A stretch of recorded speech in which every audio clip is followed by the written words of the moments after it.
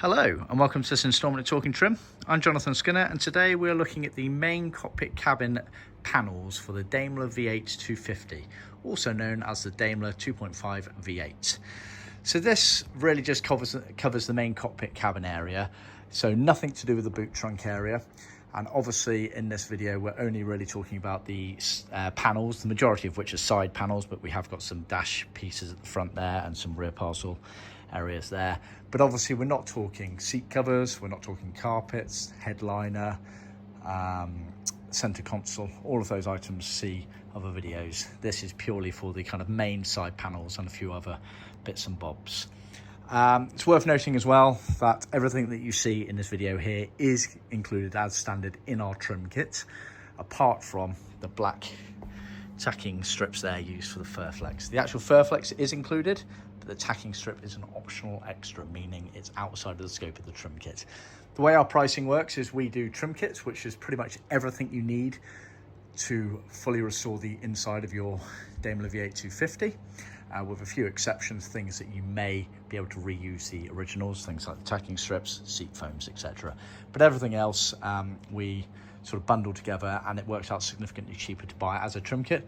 But of course, we can supply the parts individually. However, individually is kind of done in car sets. So for example, the A-post footwell panels are sold as a pair, the door panels are sold as a set of 4, etc.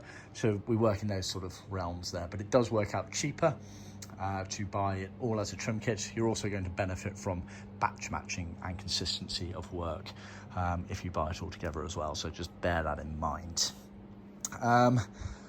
This specific kit has been done to OEM spec, so it's pretty much vinyl for all the trim panels here, with the exception of a couple of pieces which I'll go over individually.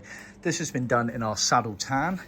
Saddle tan is a unique finish on the vinyl. It's quite a heavy grain, as you can see there, so it's not quite the same grain as the standardized original colors for the Daimler and Jaguar range of this era. This is in theory not an original color, so just bear that in mind, and obviously see our website for details. Whilst I touch on that, worth reading the description below. I do these videos off the top of my head, so undoubtedly I'll miss something out, so I can fill that in the details below.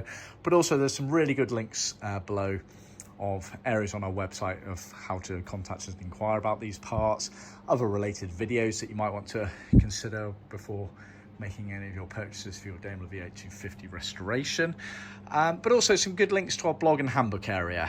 And that area on our website is a useful resource just for information gathering on these bits and bobs, like specific to cars, but also the raw materials that we use and also the processes that we use as a business.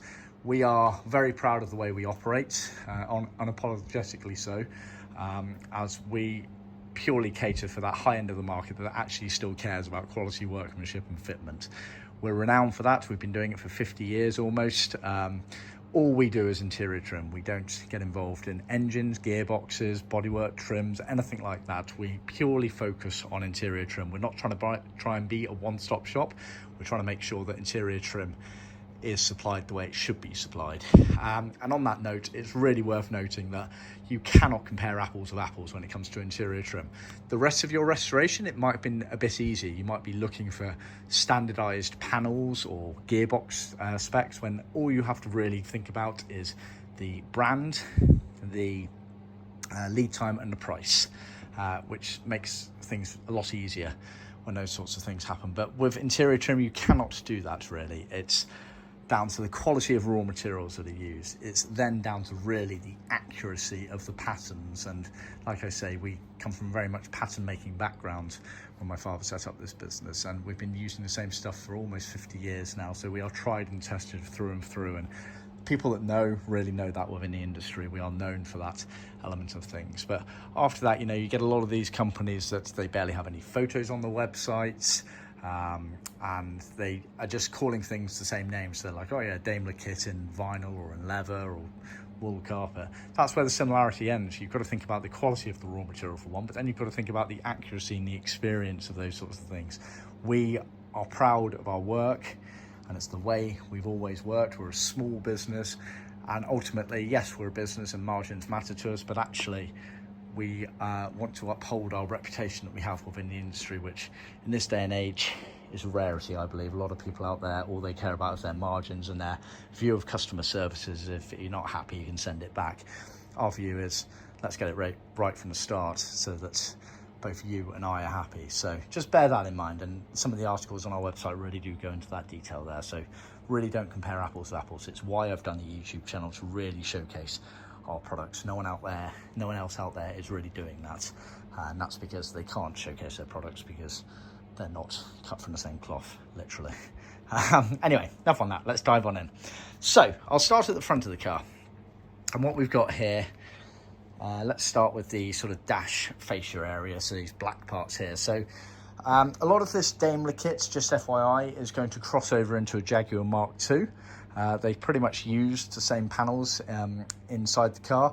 Even the door trims were pretty much the same, barring the actual shape and size of the armrests and the cutouts, but the actual outside shape of them is identical. So really the doors sort of 80% exactly the same. Everything else, I believe, is exactly the same between the Mark IIs and the Daimlers, so just bear that in mind. So at the front here you had the instrument fascia retrim kit. So it's a black leather cloth material.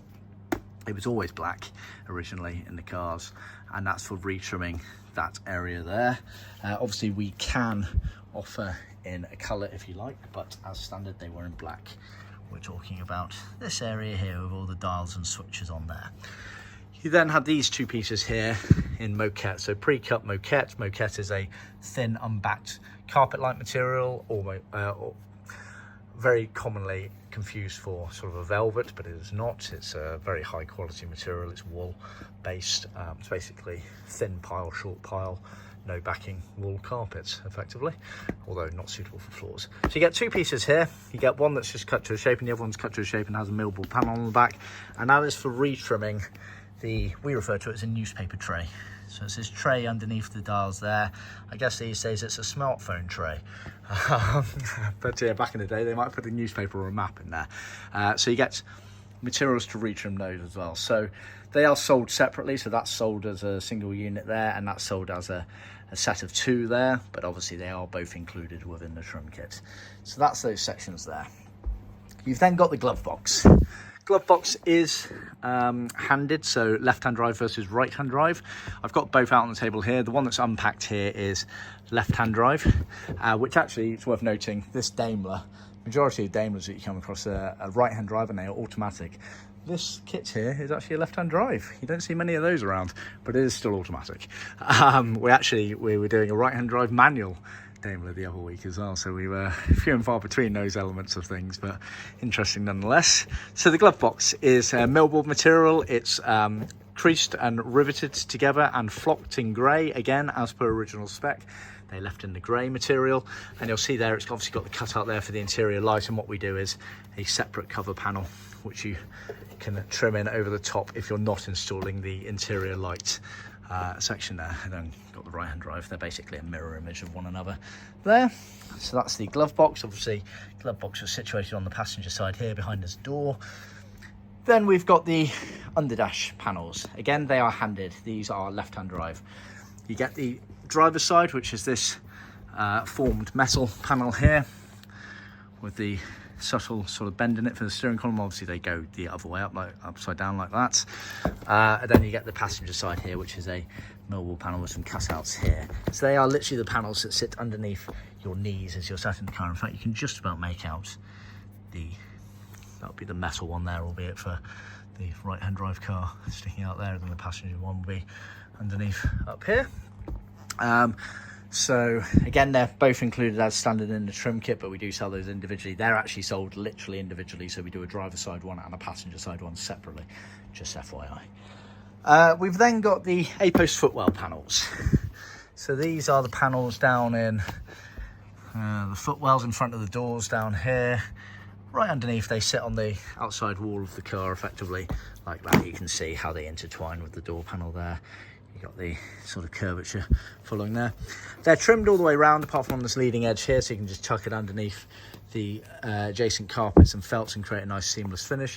And they have this metal bracket, trimmed metal bracket, clipped into place, which I believe is part of the securing mechanism for the dash area section there. We also leave tails on these ends here. Again, that's done intentionally so it can just tuck round and underneath the adjacent sill elements of things there. So a lot of these little tweaks here we do by design, because we know that over the years from working with very experienced trimmers, anything that gives you a little bit to play with for the, should we say, the idiosyncrasies of the inconsistent manufacturer area is always useful. So a lot of these elements here are done by design in that regard. So you get a pair of A-post panels in millboard there, cut on our in-house CNC machine. We then have what we refer to as the upper A-post panels. Some people refer to them as the sort of dash end panels. And these, very hard to describe where these go.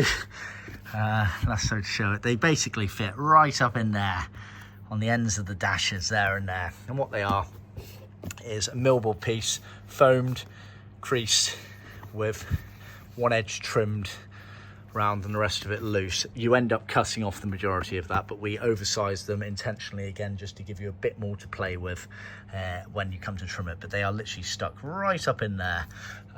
It's the sort of thing you'll only really notice them once you actually start the trimming process. Otherwise they would certainly get lost in the element of that there.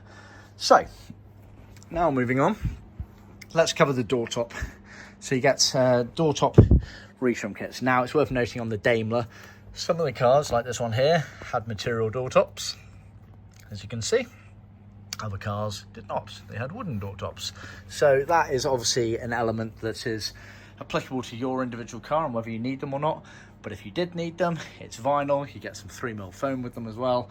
They're oversized to make life nice and easy, and you get one per door panel effectively there. Moving on to the actual door panels, let me just zoom out a bit. Got the door panels, so you got front door panels, rear door panels, and then the associated pockets and armrests on them. The door panels themselves are all cut on our in-house CNC out of 2.55mm hardboard, very specific thickness hardboard. It's not 3mm, it's not the stuff you can go down your local DIY store and use. The same. 2.55 is very specific. We import it for this exact reason, and it's marine and automotive based, so it's certainly not waterproof, but it's extremely water resistant. It's a hell of a lot better than what they would have used way back when, and we've used it for decades, and by far and away it's the most suitable material we found. A lot of people out there always try and go with sort of marine ply, but marine ply is brittle and really not suitable, and I don't think you can get that sort of thin thickness on it as well, whereas hardboard, especially the marine applicable hardboard, is fantastic for these sorts of purposes, because it's got, not that you need it on the Daimler, but it's got elements of bend in it while keeping its core strength, etc. Anyway, so they're all cut on our in-house CNC. You can see all of the relevant pilot holes for all sorts of door releases, the window winders, obviously for the armrest to get fully attached on. We've taped over these bits here just for safe transit, but that's for the elastication on the pockets there, as you can see. And yeah, you've got the stopper panel there at the bottom. You've obviously got the fixing holes all the way around, pilot holes. It's worth noting as well, there are pilot holes underneath here, but we actually trim much further back than most people do on these, and that's done intentionally because there is a slight overhang on the front doors when it's all fitted, and so we do this trim overhang so that everything ties in accordingly. So all you have to do is just run your finger along the back of the door there to find where the fixings are. Now with the fixings, we do supply a trim panel fixing kit, which consists of these sort of screws and washers, which is mainly used for the armrest elements and things, and then absolutely tons of these ones here. Now our ones are slightly bigger than the originals and than most people supply in the market, and again, that is done by design. They're a bit harder to fit, but it means they do not come off when you're driving along with all those rattles that classic cars have. So again, that is done by design. It's just those little steps that we take to really improve stuff at our end, for you obviously at your end. And it's worth noting as well, when you fix these in, obviously they slide in underneath like that, but you've got 360 rotation on these things, which might change from fixing to fixing. A lot of people assume they'll all be sort of symmetrical and facing neat directions and whatnot, and that's not the case. Some of them will literally be at an angle like that, other ones like that, etc. And you'll find that the door panel really can adjust and move on the framework of the car accordingly. So if you kind of match them all up initially, you might be like, oh, the door panel doesn't fit. It's like, well, no, twist these fixings around and you'll be surprised how much, well, not growth, that's the wrong word, but change in the position can really affect on the door panel. So just bear that in mind. Obviously, we're more than happy to help and guide on that side of things, but we know our panels work, we know they fit, and we know the guidance that we need to give you to get them to fit correctly. Trimmed all the way around, has this flap on the top which tucks underneath the capping, whether it be the wooden capping or the material capping. Again, done by design on both the front and rear doors, to allow for the best finish so that everything is seamless between those two elements there. To look at the front of the panel, it obviously has this embossed pattern on it, so it's high frequency radio wave welded embossed pattern on those. We're one of the only companies in the world that carry the original tooling for those elements of things, and that was on both the front and the rear doors. On the front door you had the pocket flap, which is literally elasticated for putting your maps in rather. Obviously these days you can get a nice iPhone in there, or smartphone rather. Then the armrests. So the armrests are supplied fully trimmed up, but we don't actually attach them to the panels just for the sake of transit, etc. It's always best to do that in situ at your end there. They do have the reinforcement plates behind there. That's what you can see there has been riveted on. It's a metal plate which obviously you have all the fixings then in place to attach it to there, but it's all piped as it should be, all padded, etc. So it's all ready to go in there, but we do not pre-attach them. Moving on to the rear doors, very much a similar sort of setup. You had the pocket, which ply trimmed all the way around with some piping, and then we actually use a wall cloth on the back of this, which we tie into the headliner wall cloth, so it all ties in. These little sort of touches in between the car is what we're renowned for, is understanding how these cars go together and really making it look nice. So these are the questions we ask when you confirm order: is what colour do you want these? We recommend matching it to the headliner, etc, etc. So that's the pocket on the rear, which roughly sits in that sort of position there. Again, not pre-attached, but it is pre-assembled, and again you've got all of the pilot holes there for attaching it in place. And then you have the rear armrest. It's basically a bigger version than the front armrest. Again, you have the metal plate, securing plate on the back there. It's also worth noting as well, we have the ashtray bracket inside there, so you can see that's where that element there is secured in. And basically a lot of people don't necessarily put the ashtrays in these days, but if you do, just let me know. We can give you the guidance of exactly where you need to start trimming down. And all we've done is floated over it.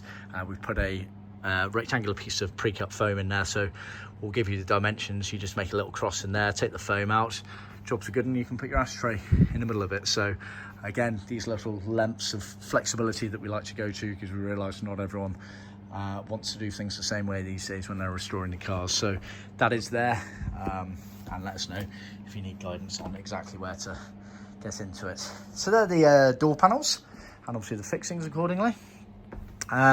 Separate thing on the door panels is the door liner material. So there's just two pieces of material which basically you actually line to the back of the panel when putting it in place, and it just means that anything that you put into the door packet, the door panel, won't actually get lost in the recess on the door.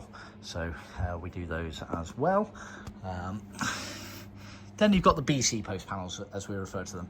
They are the panels that sit in between the front and rear door panels on the lower part. Obviously the upper parts, sorry, I should have been referring to a book for all of these doors. Let's just do a brief recap. Door panels, there you are. You've got the weld lines on there, you've got the armrest and the pockets, etc. You can see the pocket on the rear door there. Then there you are, you've got the ashtray right there on show there. Anyway, so the BC post panels. Let's have a look. Well, they're basically below this element here. I don't think we've got a better photo than that, unfortunately. They kind of get blocked by the seats. You can see the bottom of it there on the Mark IIs. Exactly the same panel on the Mark II. So it's just this part here, just in between the doors there, and obviously it has the I think the seat belts get attached at the bottom down in that section there. So these are a millwall panel. They have the fixing holes pilot cut on them, and then we float over the bottom there, which is where the seat belt element bracket goes, I believe. And again, we do the little tails on the corners again, same principle as on the A-post, that you sort of tuck and loose them around the sill carpets, etc. And again, we do the tails on the top there because that will sit underneath the woodwork section that goes up the window B-post section of it, I believe. Right, let's move on. So they're the BC posts, a pair of. Then you have the cover panels. So you've got upper cover panels and lower cover panels. Lower cover panels I'll start with. They're always vinyl. They look like a bit like a seahorse, and you can see where they kind of fit. They fit just behind the rear door. They're kind of like a rear door closer. I think other people refer to them as the D-post panels, but we just refer to them as the upper and lower cover panels. They're hardboard, again, cut in in-house CNC and trimmed all the way round. And then you have the upper cover panels, which these are actually leather, which the majority of the cars left with leather, and they're hardboard but with a raised section on the corner there, and they sit just above there. They kind of sit alongside the rear seat up here, which is why they're leather, basically, because they're on show with the rear seats. They made them out the same material as that surround on the rear seat, so that everything tied in nicely. So they're the upper cover panels there, and again, obviously you get a pair of them there. Then we've got the lower bulkhead and the rear parcel shelf. The lower bulkhead is the material that wraps around the base frame of the rear seat. There we go. Literally this material that wraps around here. We do a nice version there. We have a bit of French seam top stitching in the middle of it, so it really looks nice going over the sort of gearbox tunnel. Obviously we can do it in one piece if you prefer, but that's the way we've done it for years, and it looks really nice. So that's just material to recover that. Then you have the rear parcel shelf. Rear parcel shelf is obviously the panel that sits directly above the rear seat and below the rear window. It's a hardboard panel, trimmed all the way around apart from these flaps here, which again just fall back onto the framework of the rear seat backrest. When the rear seat backrest is taken out, if you actually look, if yours is original, you'll find that they did have flaps like this coming down. And it has the rivets pre-installed into them, which again obviously we tape over to make sure they don't scuff anything during transit there. And then finally we've got the Furflex, so wind lacing material, some people refer to it as. This is the tack-on Furflex, so it's like a moquette carpety like material with a rubber center to it, and obviously this flange on it, and it went round the doors. You get just over 12 meters, which is ample. I think 11.5 meters is actually what you need.